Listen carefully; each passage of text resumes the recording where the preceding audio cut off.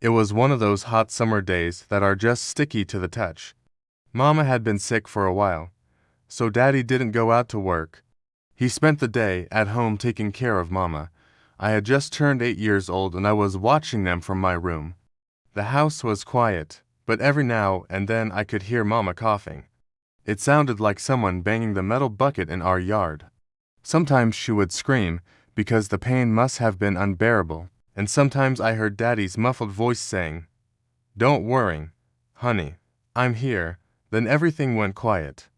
That was not normal. I knew something was wrong. I came out of my room and walked toward theirs. As I got closer, I heard voices. Not Daddy's voice. Were other people here? My heart started beating faster. I opened the door without knocking. It was terrible. There were 3 unfamiliar faces in the room, men in white coats. I stood there frozen while they talked to my dad. They said things I didn't understand. Was Mama going somewhere? Why did they have to come? Where were we all going? I couldn't understand any of it. But when I saw the look on my father's face, I felt a cold dread creep up my spine. When the men left, my dad hugged me tightly. His eyes were wet. "Everything will be fine," he said, though his voice cracked. "What's happening to Mama?" I asked him, but he just shook his head. "She's sleeping," he said. "She needs to sleep for a long time." I didn't know what that meant, but the look on his face scared me. I didn't want Mama to sleep. She always woke up with a smile and told me how beautiful the morning is, or how lovely the sunshine feels on her skin. I liked that. I wanted that. When Daddy left, I went into Mama's room. She lay in bed with tubes coming out of her. What? Where? Why isn't she smiling? I walked over to her and took her hand. It was cold. I was scared. So I did the only thing I could think of. I stayed by her side. I sat there for hours. Maybe I fell asleep because the next thing I remember is someone shaking me. "Are you here, sweetheart?" I looked up to see Daddy standing over me. His eyes were red and swollen. He looked terrible. "Where's Mama?" I asked, but Daddy just shook his head and hugged me tightly. "She's gone," he whispered. "She's gone." Those were the saddest words I've ever heard. Daddy told me Mama was in heaven now. Apparently, she had a long sleep that never ended. They buried her in the garden under the big oak tree. They made a small mound and put a cross with the letter M on it. I didn't really understand any of it. I was just glad I had taken her hand one last time. That was nice. At least I did something right, I thought. Years passed, seasons changed, and I grew up. But no matter how hard I tried, I could never forget the day Mama died. I wondered if she felt pain. Did she miss me? Was she proud of the person I was becoming? One day, I decided to find out. I was now 24 and studying at university. One weekend, I came home. I hadn't been back in months and I needed to sort some things out. I went to Mama's room. It looked like it had been abandoned for years. Who knows how long it actually had been? I went into the closet and found an old shoebox. It was filled with Mama's clothes, but at the bottom, I found something else, something that made me gasp. It was a video camera. Why would Mama have a video camera? I have no idea. I wiped off the dust and plugged it in. I prayed this thing wasn't broken. The screen flickered to life. I felt goosebumps appear on my skin. On the screen was Mama. She was smiling. "Hi, honey," she said. "If you're watching this video, then I'm gone, but please don't be sad. I love you more than anything, and I want you to live your life to the fullest. Always remember, you can do whatever you set your mind to. You can be whatever you want to be in life. Never let anyone tell you otherwise. You are perfect just the way you are. Be kind to others. Always tell the truth. That's the most important thing. Never lie. And always be honest, even when it's hard. Okay. Honey, I know this might be difficult to hear, but I have to tell you. Your daddy loves you more than anything in the world. If you ever need anything, ask him. He will always take care of you. No matter what, you will be okay.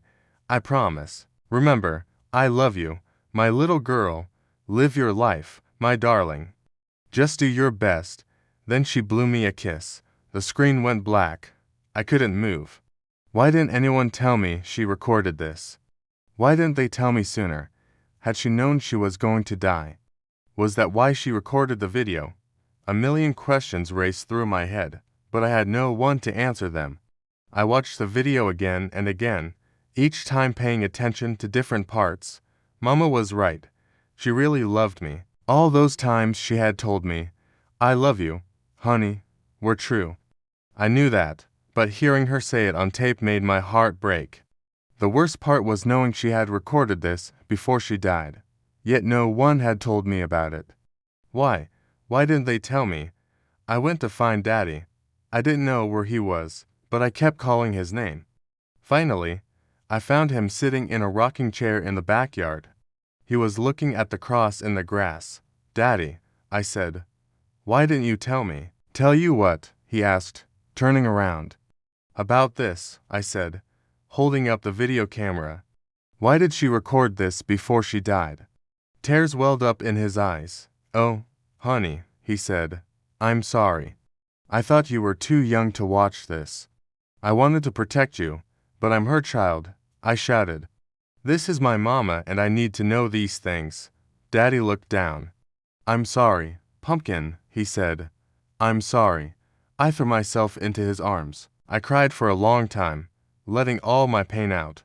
And when I was done, I felt a little better. I still missed Mama terribly, but I understood why she had made that video. She wanted me to be strong, and I knew she was happy with the person I had become. She believed in me even when I didn't believe in myself. And she wanted me to know that no matter what happened in life, no matter what I faced, I could always get through it. I was stronger than I thought. And I learned something else that day, too.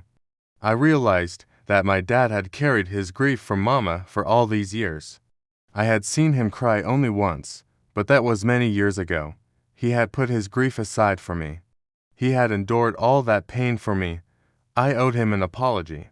I'd been so focused on my own pain that I hadn't thought about his. I threw myself into his arms again and hugged him tightly. "I'm sorry," I whispered. "I'm sorry I haven't noticed before. I'm sorry I shouted at you." He hugged me back. "It's all right, honey," he said. "It's all right. I'm just glad you're okay." We stayed like that for a long time. I knew we both needed it. That day, I also went to Mama's grave. I sat down next to it and told her everything. I told her about my day, about what had happened.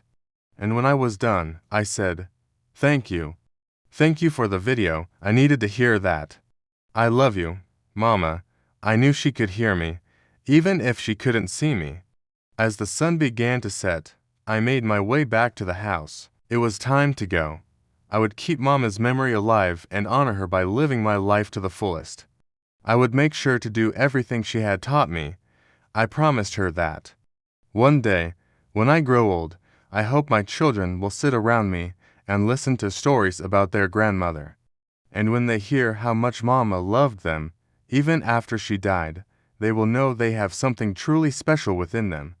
The love of a mother is unlike any other love in this world. Even after she is gone, it will guide you, protect you, and make you a better person. You just have to believe in it.